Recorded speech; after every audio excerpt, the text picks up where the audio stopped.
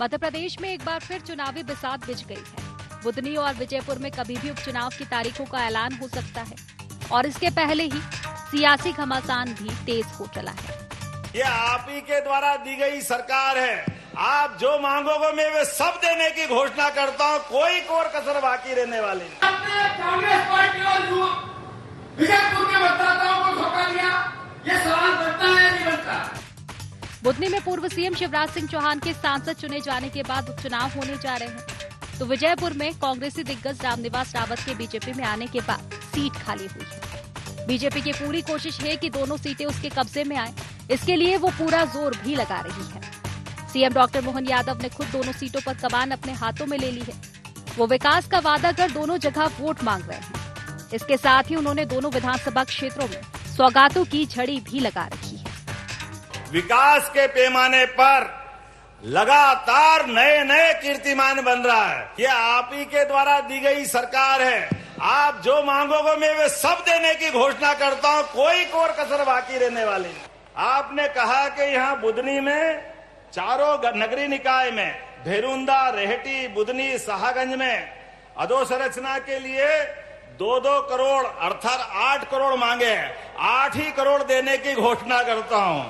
तो यहाँ वीरपुर में 55 करोड़ की लागत से बहुत सारे विकास कार्यों की सौगात आपको देने का काम किया। 7 करोड़ 69 लाख की लागत से वीरपुर, कुडाय था, असीता में नल जल योजना का कार्य का भूमि पूजन हुआ और युवाओं के लिए 4 करोड़ 34 लाख की लागत से शासकीय कॉलेज ढोडर। वहीं कांग्रेस भी चुनावी तैयारियों में पीछे नहीं है। पहले विधानसभा और फिर लोकसभा की हार के बाद कांग्रेस इन दोनों सीटों पर हो रहे उपचुनाव से अपनी ताकत दिखाने की कोशिश में है। भाजपा से सीएम डॉक्टर मोहन यादव ने मोर्चा संभाल रखा है, तो कांग्रेस की कमान पीसीसी चीफ जीतू पटवारी के हाथ में है। सीएम डॉक्टर मोहन यादव विकास के एजेंडे पर वोट मांग रहे हैं, तो कांग्रेस ने दल बदल को बड़ा मुद्दा बना रखा है। इसके साथ ही चुनावी वादों पर वो भाजपा सरकार को भी घेर रही है। पटवारी बीजेपी पर प्रशासनिक मशीनरी के दम पर चुनाव लड़ने के भी आरोप लगा रहे हैं। लोकतंत्र को धोखा देने वाले रामनिवास जी ने नीरज को भी 8 बार आपको विधानसभा की टिकट दी और 2 बार लोकसभा की टिकट दी। आपको मंडी का अध्यक्ष बनाया, आपको राज्य मंत्री प्रदेश का बनाया, कार्यवाहक अध्यक्ष हमारे साथ कांग्रेस पार्टी ने आपको बनाया, आपका बेटा युवक कांग्रेस का अध्यक्ष था। आखिर क्या बात थी वो कि आपने कांग्रेस पार्टी और विजयपुर के मतदाताओं को धोखा दिया? ये सवाल बनता है नहीं बनता? बोल के बताओ, बनता है नहीं बनता है? मैदानी तैयारियों के साथ दोनों पार्टियों के वॉर रूम भी तैयार हो चुके हैं। दोनों पार्टियां चुनावी तैयारियों में अपने को दूसरे से कम नहीं आंक रही है। दोनों को चुनावी बाजी अपने हाथ में आने का भरोसा है। विजयपुर विधानसभा के उपचुनाव में भारतीय जनता पार्टी की संगठन तंत्र की पूरी तैयारी है, पक्की तैयारी है। हम तो घर घर भाजपा के सदस्य बनाने को निकले हैं। हमारे कार्यकर्ता हर बूथ पर सक्रिय है। सरकार के विकास और जन कल्याणकारी योजनाएं तेज गति से चल रही हैं। हमारी जीत की गारंटी भारतीय जनता पार्टी का कार्यकर्ता है। कांग्रेस की पूरी तैयारी है। प्रदेश अध्यक्ष ने कई बार दौरे कर लिए हैं। हमारे वहां के सेक्टर इंचार्ज, मंडल इंचार्ज, ब्लॉक इंचार्ज और पूरे चुनाव के प्रभारियों को जिम्मेदारी दे दी है। तो एक तरह से पूरी बिसात हमने चुनाव की बिछा ली है। उपचुनाव होगा तो वो बीजेपी तो चुनाव लड़ने की मशीन है ना। सीएम डॉक्टर मोहन यादव और पीसीसी चीफ जीतू पटवारी दोनों के लिए ये उपचुनाव परफॉर्मेंस टेस्ट की तरह है। राष्ट्रीय मुद्दों पर हुए लोकसभा चुनाव को छोड़ दें तो पहली बार डॉक्टर मोहन यादव की अगुवाई में कोई स्थानीय चुनाव लड़ा जा रहा है। वहीं लोकसभा चुनाव में करारी हार के बाद अपनों के ही निशाने पर आए जीतू पटवारी के सामने भी अपने को साबित करने का मौका है। अब देखने वाली बात होगी कि परफॉर्मेंस के इस टेस्ट पर कौन पास होता है। Bureau report, IND 24।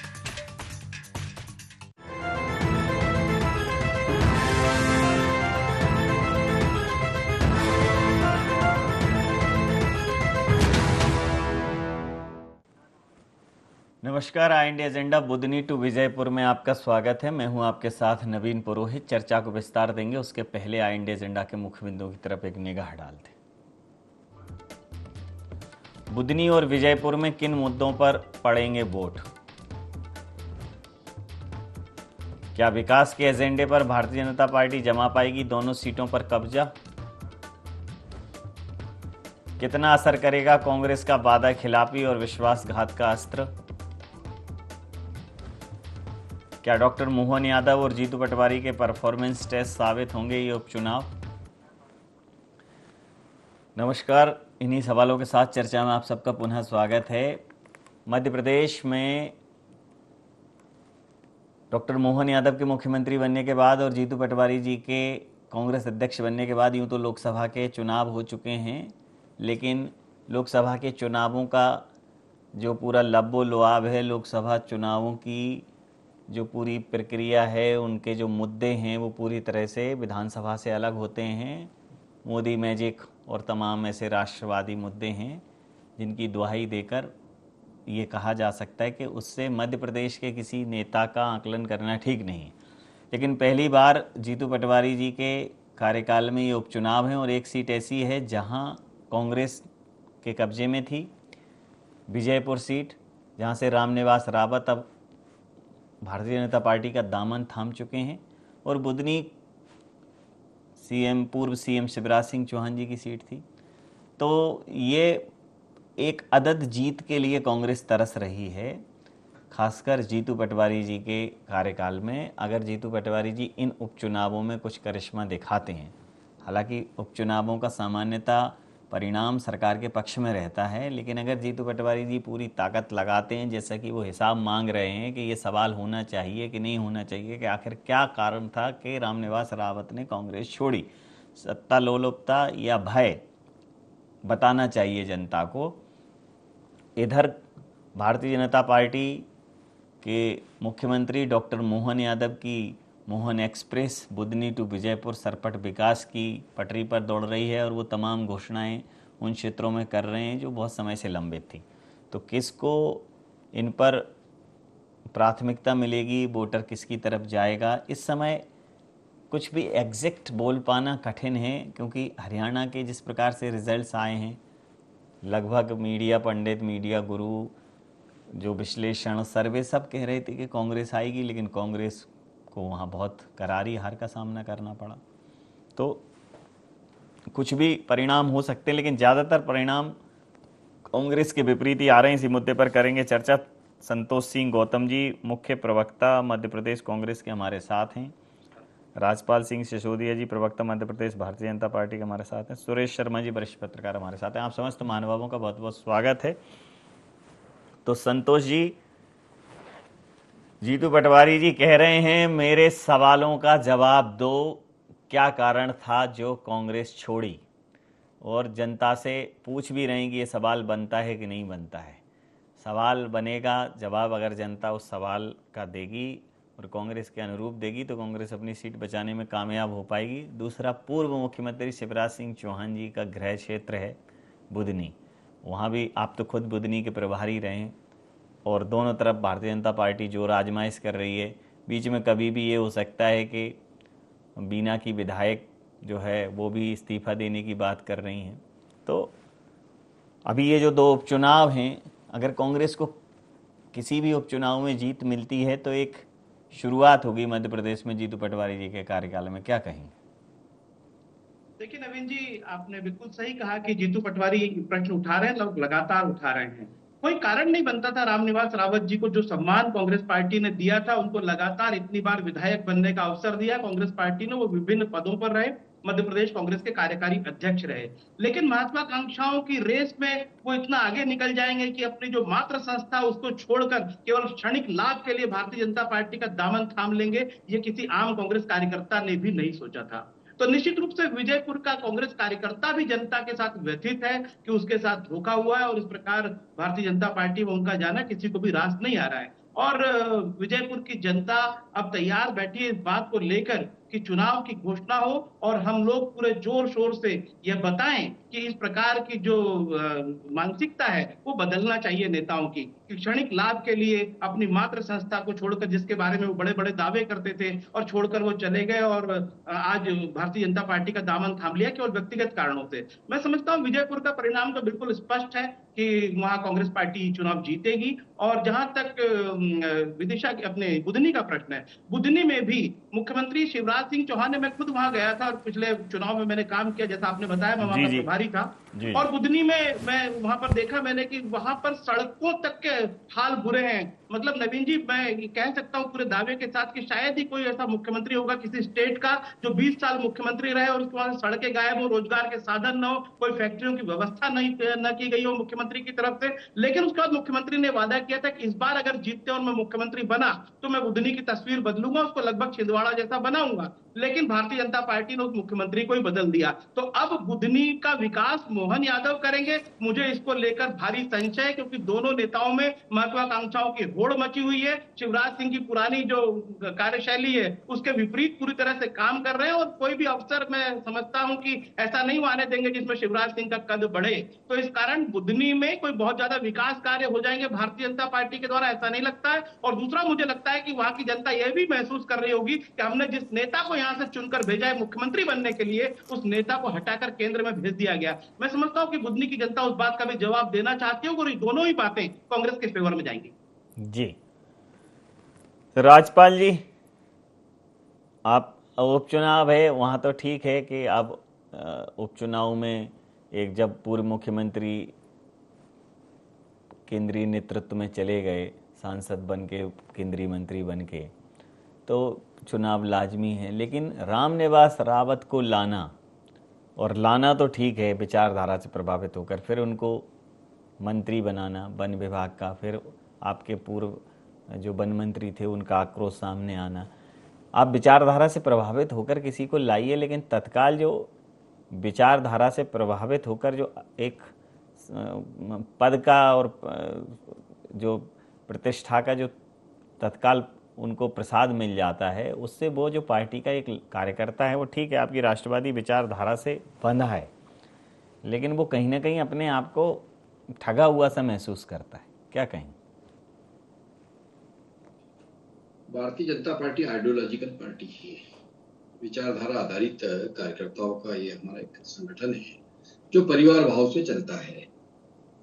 हमारी परिकल्पना विकास की परिकल्पना, हमारा मॉडल विकास का मॉडल है। मध्य प्रदेश और केंद्र दोनों जब भी भारतीय जनता पार्टी की सरकार है, डबल इंजन की सरकार के माध्यम से हम लगातार मध्य प्रदेश सहित देश भर के विकास के लिए कृत संकल्पित है। वहीं दूसरी ओर पंडित दीनदयाल उपाध्याय जी के बताए हुए मार्ग पर चलते हुए अंत्योदय, जिसको हम बोलचाल की भाषा में गरीब कल्याण कहते हैं, हितग्राही मूलक योजनाओं के माध्यम से गरीब कल्याण के कार्य हमने मध्य प्रदेश सहित देश भर में लागू किए हैं। कई प्रकार के कार्य जो है, विजयपुर विधानसभा हो चाहे बुधनी विधानसभा हो, वहां पर भी हितग्राही मूलक योजनाओं के माध्यम से वहां के नागरिकों का जीवन स्तर ऊंचा उठाने के लिए हम वैचारिक रूप से तटस्थ है और वो हम कर रहे हैं।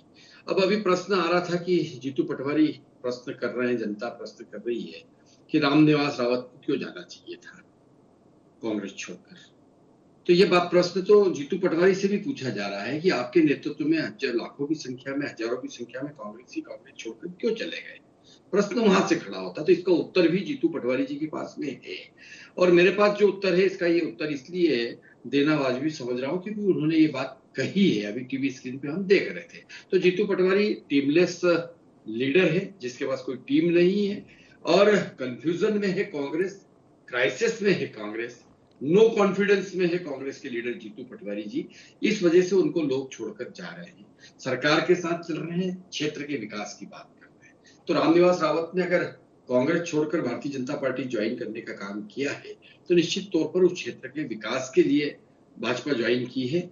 सरकार के साथ आकर वो निश्चित तौर पर अपने क्षेत्र का बेहतर विकास कर सकते हैं। यहाँ भी विकास की बात आएगी, यहाँ भी गरीब कल्याण की बात आएगी। निश्चित तौर पर रामनिवास रावत जी जैसे पुराने कांग्रेसी को कांग्रेस छोड़कर भारतीय जनता पार्टी का दामन संभालना, ये भारतीय जनता पार्टी के लिए ज्यादा चिंतन मनन का विषय नहीं है, कांग्रेस के लिए बहुत ज्यादा चिंतन मनन का विषय है।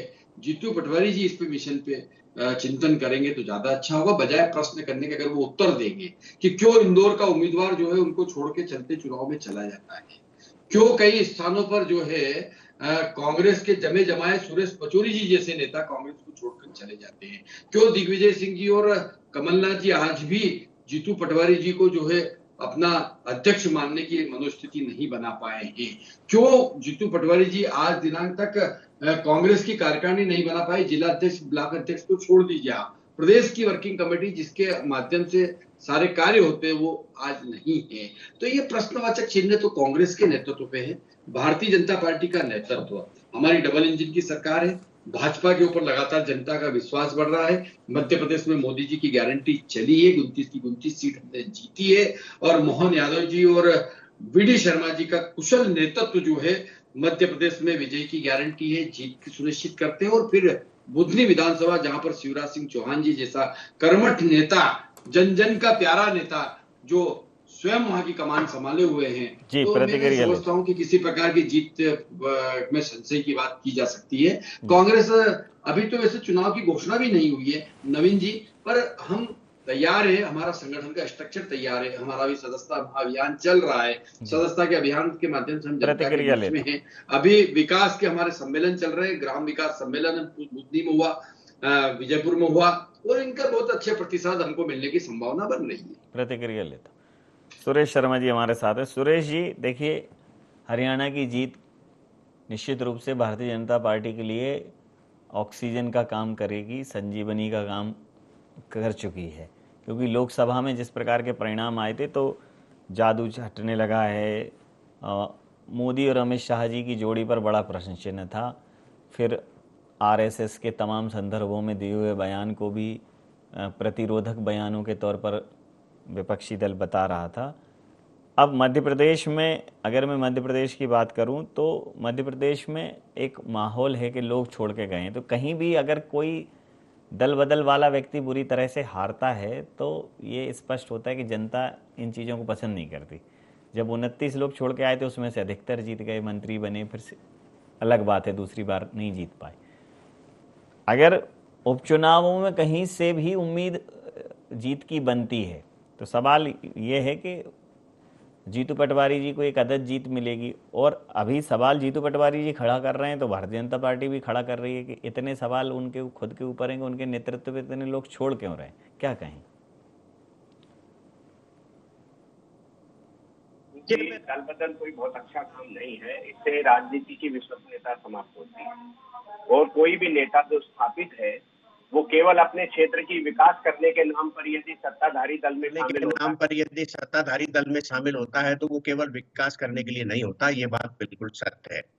और दूसरी बात ये है कि विकास तो इतने प्रभावशाली नेता का जो 5-6 बार का विधायक है उसका वस्तुतः रामनिवास रावत जी जो है वो मुरैना लोकसभा सीट को हारने जैसी स्थिति में भाजपा थी तो गिव एंड टेक के माध्यम से उनको लिया गया था, क्योंकि पहली बार ऐसा व्यक्ति देखा है जो कहता है मैं इस्तीफा तब दूंगा जब आप मुझे मंत्री बना देंगे। तो ये एक शुद्ध रूप से मुरैना लोकसभा को लेकर के की गई भारतीय जनता पार्टी की एक अपनी, जिसको डील भी कह सकते हैं, वो कह सकते हैं, वो प्रदेश के सामने एक विषम परिस्थिति है। एक बात तो ये है। दूसरी बात ये है कि कांग्रेस पार्टी से मोह भंग होने एक बहुत बड़ा कारण बन रहा है। कांग्रेस पार्टी को निश्चित रूप से इस पर चिंतन करना चाहिए। जब राष्ट्रीय नेतृत्व जो है वो जलेबी का कारखाना लगाने के बड़ी बड़ी बातें कर लेता है, तब ये समझ में आता है कि जिस विजन और जिस ज्ञान की जरूरत है कांग्रेस पार्टी को वो उसके पास नहीं है। इसलिए जो भी दिमाग रखने वाला व्यक्ति होगा वो अपना भविष्य उस दल में नहीं देख सकता। जहां 6 सीटें मिलने के बाद, यदि 6 सीटें मान लो 32 लड़ने के बाद मिलती है और वहां वो जीत का डंका पीट रहे हैं कि भाई हम तो जम्मू कश्मीर में जीत गए, तो ये जो चौथापन है इसके कारण भी कांग्रेस में बड़ा नुकसान हो रहा है। आप धड़ल्ले से स्वीकार करिए कि हम कम जनता स्वीकार कर पा रही है हमको, और हम जनता के बीच में जाएंगे और जनता की समस्या का निदान करने के लिए हम आगे बढ़ेंगे। जिस प्रकार से मध्य प्रदेश में कुछ प्रदर्शन हुए हैं, इसी प्रकार की यदि भावना कांग्रेस पार्टी पूरे देश भर में प्रदर्शित करेगी तो मुझे लगता है जन आकर्षण उसके प्रति बढ़ेगा।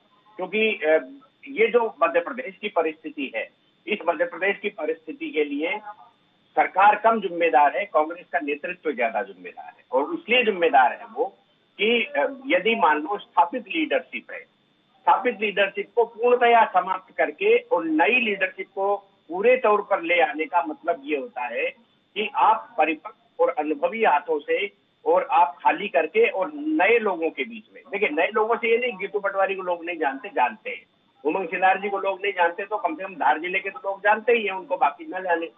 तो एक आपने ऐसे जिम्मेदारी दोनों युवाओं को दी है और युवा परिवर्तन होना चाहिए, मैं इसका पक्ष करूं, लेकिन क्या जन स्वीकार्यता दिग्विजय सिंह जी, कमलनाथ जी, अरुण यादव जी, अजय सिंह जी, इनकी तुलना में जीतू पटवारी जी की और उमंग सिन्हार जी की कितनी है, ये हमको इसका आकलन करना पड़ेगा, आलोचना नहीं, आकलन करना पड़ेगा कि ये जनता के अंदर अपने कथनों का कितना इम्पैक्ट डाल पाते हैं। तो मेरा व्यक्तिगत मानना ये है, जिस प्रकार से मोहन यादव जी को एक अपना टेस्ट देना पड़ रहा है, इसी प्रकार से ही जीतू पटवारी जी को भी अपना टेस्ट देना पड़ रहा है कि जनता उनकी बात को कितना स्वीकार करेगी। प्रतिक्रिया ले। और इसी प्रकार जैसा मैंने स्पष्ट बोला है कि मोहन यादव जी के सामने भी वही स्थितियां हैं कि वो मुख्यमंत्री है, इसलिए उनकी बात का प्रसार बहुत ज्यादा हो जाता है, लेकिन जनता में उनकी प्रतिक्रिया अन्य नेताओं की तुलना में कितनी आती है, ये एक आकलन का समय है और यही इन चुनाव परिणामों पर निर्भर करेगा। भाजपा के पक्ष में एक बात जाती है, वो ये है कि उसके पास बेहतर संगठन है, कांग्रेस के पास अभी संगठन का अभाव है और आई हुई जीत को छोड़ने की आदत पड़ गई है कांग्रेस को। ऐसी स्थिति में दोनों को तुलनात्मक देखते हुए कांग्रेस को बहुत मेहनत करने की आवश्यकता है। जी, प्रतिक्रिया लेता हूँ, राजपाल सिंह सिसोदिया जी से प्रतिक्रिया ले लेता हूँ। राजपाल जी, ये मतलब प्रथम दृष्टया गिव एंड टेक जैसी डील दिखती है, ये भारतीय जनता पार्टी की चाल चरित्र नहीं है। मतलब विरोधी को सत्ता पाने के लिए या विरोधी को चित करने के लिए क्या वो अपनी पंचनिष्ठाएं भूल जाएगी? हालांकि बहुत लोगों को याद नहीं है। नहीं, निश्चित तौर पर पंचनिष्ठा भूलेगी नहीं, पार्टी पंचनिष्ठा का विस्तार करने में लगी हुई है। आज अगर हम हमारे क्षेत्र विस्तार में लगे हैं, राजनीतिक वजूद के विस्तार में लगे हैं, हम राज्यों में हमारी सरकारें स्थापित करने में लगे हैं, हमारे विचारधारा को और अधिक लोगों तक पहुंचाने में लगे हैं, हम दीनदयाल उपाध्याय जी के उस ध्येय वाक्य को चरितार्थ करने में प्रयास कर रहे हैं जिसमें उन्होंने कहा था कि कल, मतलब बीता हुआ कल, बीते हुए कल का जो हमारा प्रतिद्वंदी है वो आज हमारा मतदाता बने और कल वो हमारा समर्थक बने और आने वाले परसों में फिर वो हमारा कार्यकर्ता बने, फिर वो हमारा सक्रिय कार्यकर्ता बने। ये हमारा एक कार्य पद्धति है, ये हमारा वैचारिक अनुष्ठान है और इसमें जो लोग आएंगे कल तक, जो हमारे वैचारिक रूप से विरोधी है, जो हमारे प्रतिद्वंदी है, अगर वो भी हमारे वैचारिक अनुष्ठान में आकर हमारे मतदाता बनते हैं, हमारे समर्थक बनते हैं, तो हम उनको कार्यकर्ता भी बनाएंगे, हम उनको सक्रिय कार्यकर्ता भी बनाएंगे और इसी बात को लेकर मिसकाल के माध्यम से हम सदस्य बनाने की कार्रवाई कर रहे हैं। संतोष जी में भी इस प्रकार के लोग हमारे साथ आ रहे हैं। संतोष जी, सवाल तो आप पर भी है कि बाकी सब ठीक है, कम से कम प्रदेश कार्यकारिणी का गठन तो कर लें जिसके माध्यम से बाकी चीजों का संचालन होना है। सब ऐसे एक संदेह की दृष्टि में है कि कल को अध्यक्ष रहेंगे, उपाध्यक्ष रहेंगे, नहीं रहेंगे, तो वो तो कर लीजिए, तो जरूरी है वो, बाकी तो ठीक है, सम्रांगण में जाने ही है सबको। क्या कहेंगे? देखिए नवीन जी, आपका प्रश्न सही है, हमको प्रदेश कार्यकारिणी का गठन कर लेना चाहिए था और बहुत जल्दी हो जाएगा, हो सकता है 2-3 दिन में आपको प्रदेश कार्यकारिणी सामने दिखे। लेकिन ये प्रश्न जब भारतीय जनता पार्टी हमसे पूछती है तो 4 उंगलियां उसकी तरफ भी है कि वो अपने निगम मंडलों की घोषणा अभी तक क्यों नहीं कर पाई। वो इसलिए नहीं कर पाई कि हर नेता का अपना अपना दबाव है। रमेश मेंदोला, महेंद्र हार्डिया, उषा ठाकुर, ऐसे प्रदेश में तमाम मंत्री जो घूम रहे हैं, गोपाल भार्गव, भूपेंद्र सिंह की नाराजगी आपको सबको दिख रही है। तो मैं ये जानना चाहता हूं भारतीय जनता पार्टी से कि ये निगम मंडलों की घोषणा क्यों नहीं कर पा रही। इनको तो 160 से अधिक सीटें हैं, ये इसलिए नहीं कर पा रही कि इनकी आंतरिक गुटबाजी इतनी ज्यादा खतरनाक हो चुकी है, वो किसी भी दिन विस्फोटक रूप ले सकती है। दूसरा मैं एक चीज कहना चाहता हूं, भारतीय जनता अभी अपने सुरेश शर्मा जी ने अपने विश्लेषण में हरियाणा का जिक्र छेड़ दिया, जबकि हरियाणा का जिक्र यहां होना नहीं चाहिए। हरियाणा की जीत को अगर भारतीय जनता पार्टी की लोकप्रियता की जीत मानी जा रही है विश्लेषक द्वारा, मैं समझता हूं यह भी एक भूल होगी। भारतीय जनता पार्टी की जीत पर गंभीर जो प्रश्न चिन्ह उभरे हैं उसे कांग्रेस पार्टी ने चुनाव आयोग को भी अवगत करा दिया है और ऐसा कोई भी, चाहे सर्वे रहा हो, चाहे जो मैदानी धरातल पर जिसने जाकर देखा,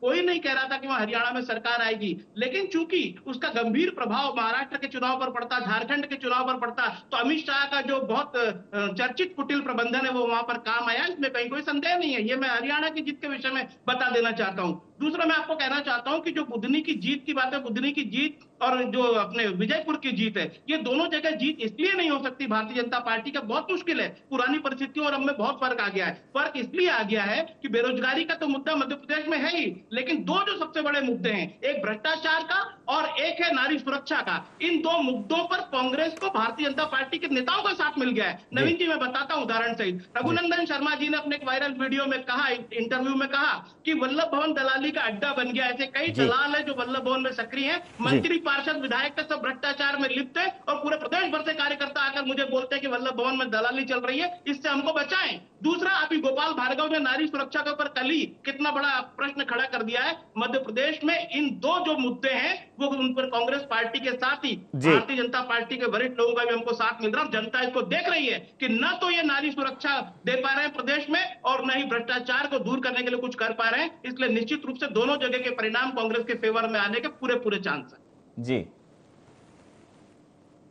जी राजपाल जी कहेंगे कुछ? अभी तो चुनाव की घोषणा नहीं हुई भाई साहब, इतना उत्साह में जैसे चुनाव ही जीत गए, विजय रैली निकाल दी। जी अरे भाई साहब अभी चुनाव आने दो, चुनाव घोषित होने दो, प्रतिक्रिया ले, सब मुद्दे भी सॉल्व कर लिए जाएंगे, आप इतने जल्दीबाजी में मत रहो। जी तो अंतिम प्रतिक्रिया के साथ, संक्षिप्त प्रतिक्रिया के साथ चर्चा समाप्त करूंगा। सुरेश जी, चुनाव जीतना अब की कंसर्न है और भारतीय जनता पार्टी भी ये समझती है कि देखिए जब तक वो सत्ता में है तभी तक उसके ये वैचारिक अनुष्ठान और पंचनिष्ठाएं इनका अर्थ है, अन्यथा कहीं ना कहीं जो ये कार्रवाई यहाँ तक लाए हैं उसको ध्वस्त होने में वक्त नहीं लगेगा।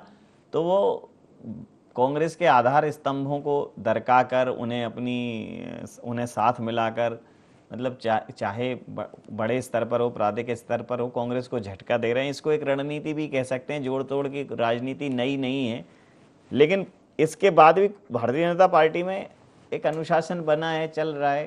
कांग्रेस में जोड़ तोड़ नहीं है, लेकिन कांग्रेस में वो संघर्ष भी नहीं दिख रहा है, क्या कहें?